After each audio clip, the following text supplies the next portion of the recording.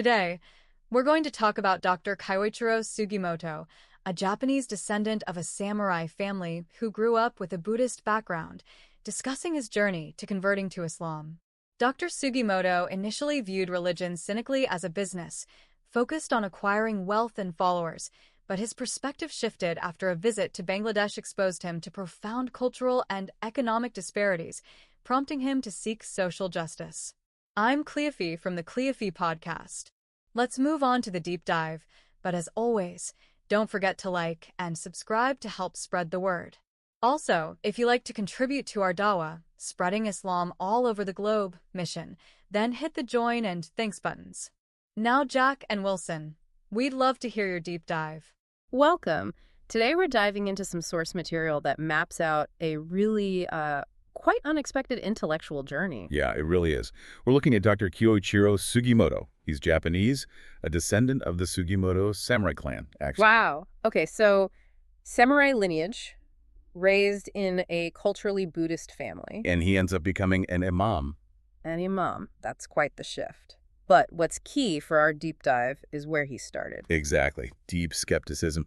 He basically saw organized religion as, and this is his phrase, a business. Just focused on getting more followers, more money. Pretty much. That was his initial viewpoint.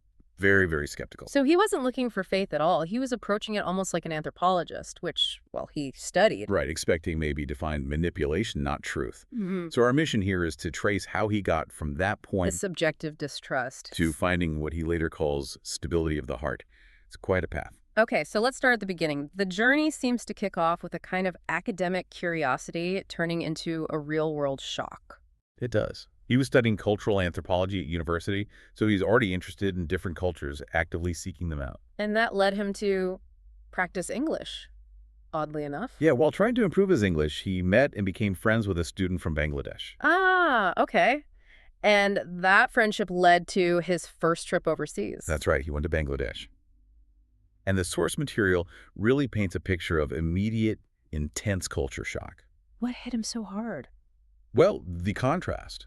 On one hand, you have visible poverty, things you just wouldn't see in Japan, like street children sleeping outside.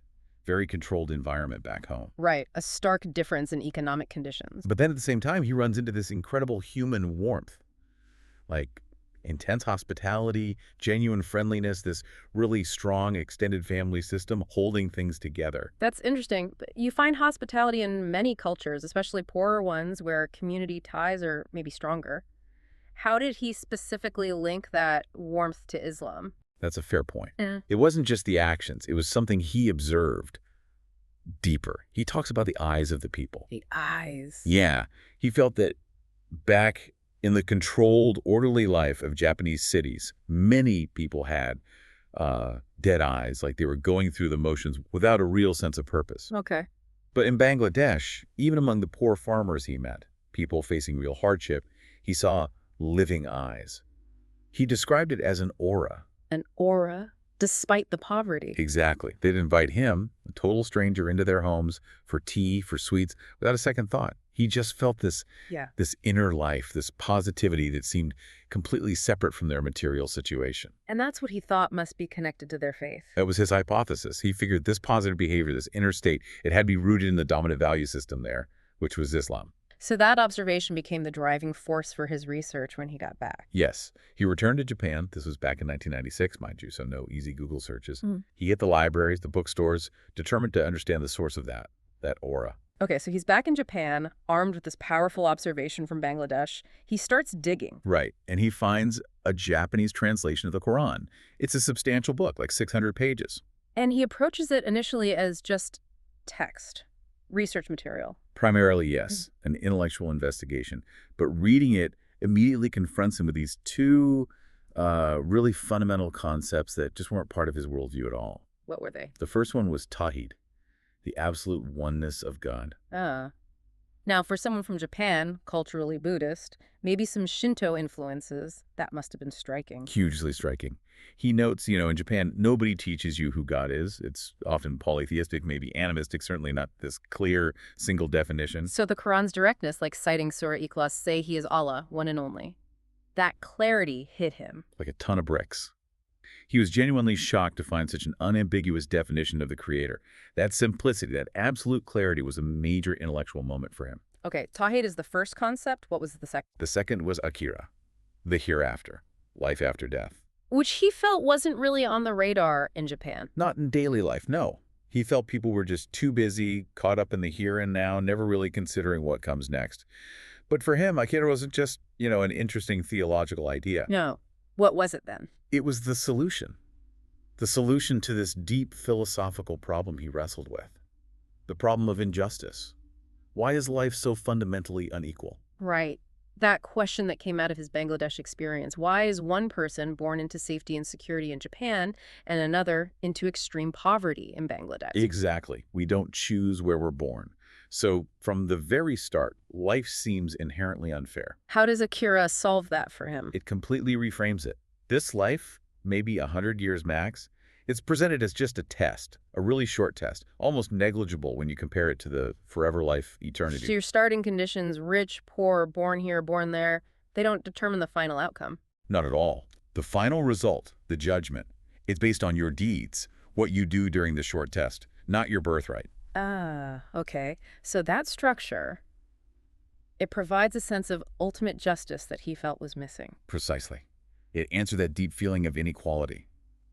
This life is temporary. The real score comes later, based on your actions. That resonated powerfully with him. So now he's got these two huge pillars.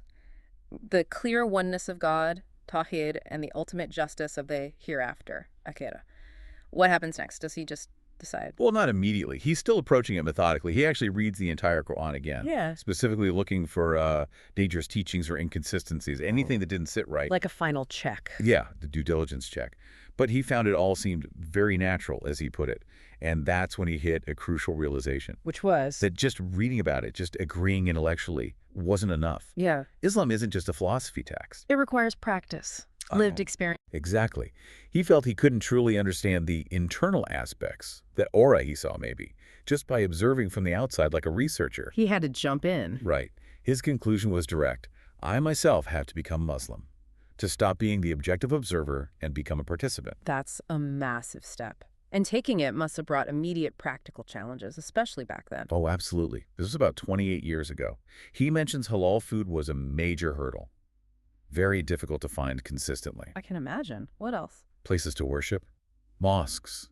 There were only like 7 mosques in the entire country then. 7? In all of Japan? Wow. Yeah. Compare that to now, he says there are over 151. It shows huge growth. But back then, it was incredibly sparse. So practical difficulties, but maybe the biggest barrier was social, cultural. Definitely. Prejudice. The negative image of Islam among many non-Muslim Japanese. And this was particularly amplified after September 11th. Ah, right. That timing would have made things even harder. It really did, especially with his family. His parents became completely resistant. They just did not want to hear about Islam at all. So how did that play out? He describes the relationship becoming sour. Yeah, that's the word he uses, sour. His parents actively disliked him even mentioning Islam. His father apparently would just leave the room if he started talking about it. That sounds incredibly difficult. How do you bridge that gap? He couldn't just ignore his family? No, he couldn't. So he realized he needed a strategy. He had to address their very real practical concerns before he could even hope to talk about spiritual ones. What kind of practical concerns? Well, he basically stopped pushing the Islam conversation for a while. Instead, he focused on just making them happy, normalizing the relationship, sending little gifts, coffee, nuts, things they liked. Trying to rebuild the connection on a basic human level first. Exactly. And then, crucially, he addressed 2 big traditional expectations. Which, as the first son, there's often an expectation to care for the ancestral family home. He promised he would take care of their old house. That's a big deal culturally. Okay. Responsibility for the family home. Check. What else? He also promised explicitly that he would care for them if they became ill, if they needed hospitalization, basically taking care of them in their old age. So he removed these 2 major anxieties they probably had about his conversion potentially changing his sense of family duty. Right. He reassured them on those fundamental, practical levels. And it was only after he'd done that, after they felt secure about those things. And the opening came. Yes. Yes. His father, feeling perhaps more secure, finally asked him a question directly related to his faith, but in a sort of oblique way. He asked, "Why do you have a beard?" Not why did you become Muslim, but why the beard? Exactly. And Dr. Sugimoto recognized that this was the moment, the opening he'd been patiently waiting for. So what did he do? Did he just explain the beard? No, he pivoted brilliantly. He said something like, "Well, to answer that, you really need to understand the basics of Islam. Do you have 10 minutes? And his father, who previously wouldn't even stay in the room, he agreed. Surprisingly, yes. He agreed to the 10 minutes. Okay, 10 minutes to explain Islam. What approach did he take? He used a method he calls GORAP. G-O-R-A-P. GORAP. What does that stand for? It's an acronym for a logical sequence. Existence of God, oneness of God, revelation, and prophethood. Okay, so GORAP. Existence, oneness, revelation, prophethood. Sounds very structured. It is. It's designed to be logical. You start with acknowledging a creator exists, Yeah. G, then define that creator clearly with Tawhid, then explain why humans need guidance from that creator, which is revelation, the Quran, and finally who brought that guidance, which is prophethood, the messengers. I see. It moves step by step from the general concept of God to the specific message of Islam.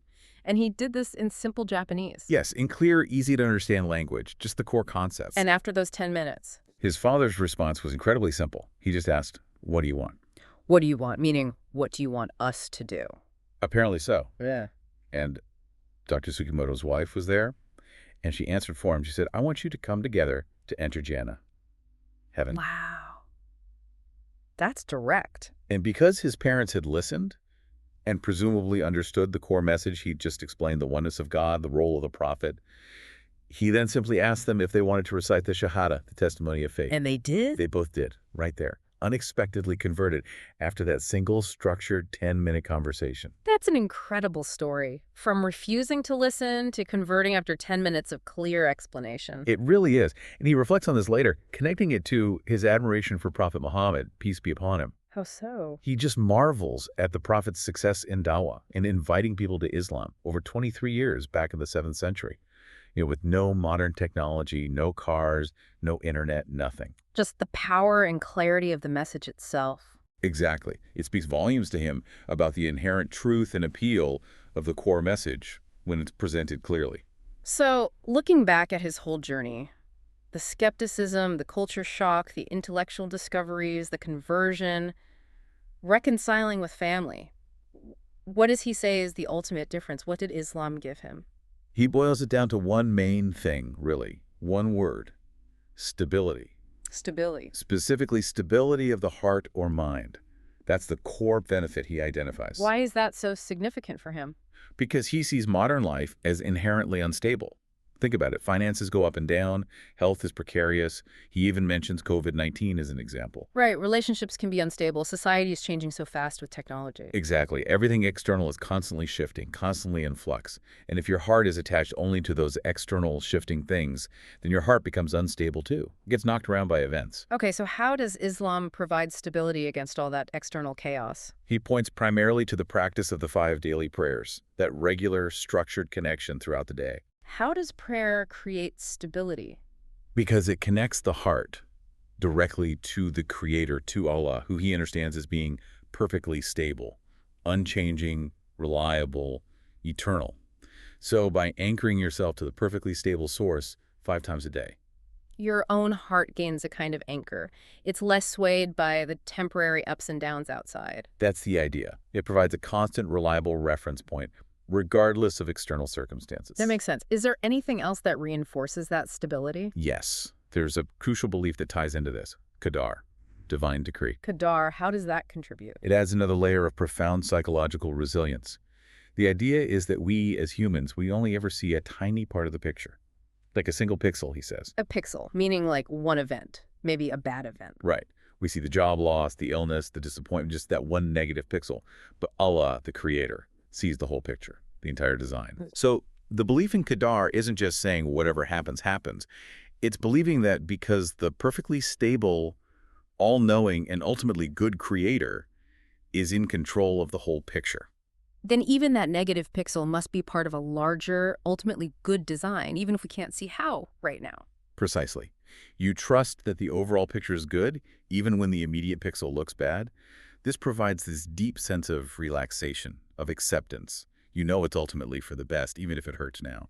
So it's not just stability through connection to the stable, but stability from trusting the overall plan of the stable creator. Exactly. It allows you to face difficulties with a certain peace, knowing it fits into a larger benevolent purpose. Okay, so let's recap this incredible journey. We started with Dr. Sugimoto, the samurai descendant, the cultural Buddhist, the deep skeptic viewing religion as a business.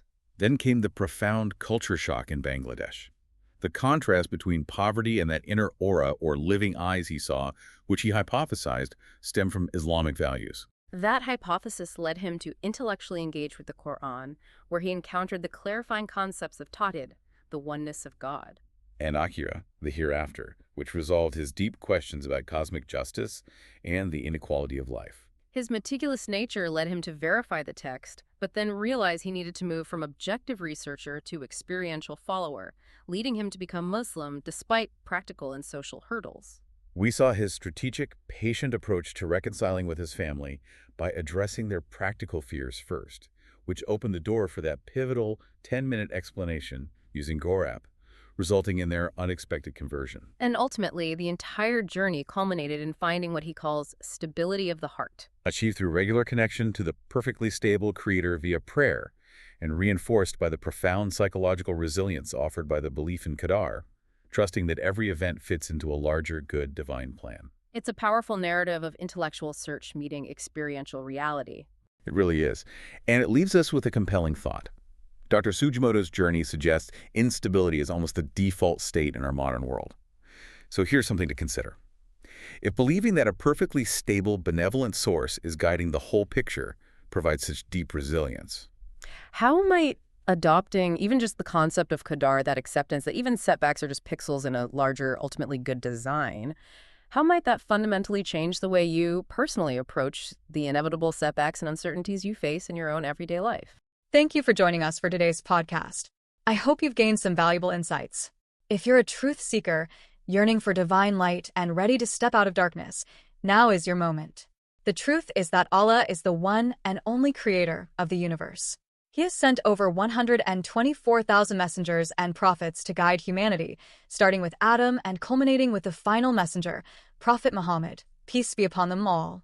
If you resonate with this message, you might be ready to embrace Islam. Simply recite the Shahada, the Islamic declaration of faith. For further support, feel free to join our WhatsApp group. You can send us a private message there. The link is in the video description. Don't wait until it's too late. We look forward to connecting with you soon.